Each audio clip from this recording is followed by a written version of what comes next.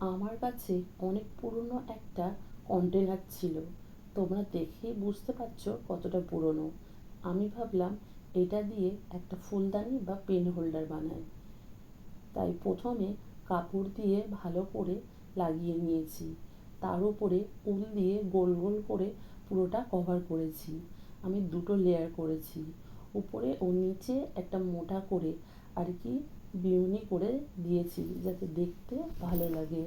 আর অন্য কালার নিয়েছি ফুল করার জন্যে, চিরুনি দিয়ে আঁচড়িয়ে দিয়েছি ন্যাচারাল দেখানোর জন্যে।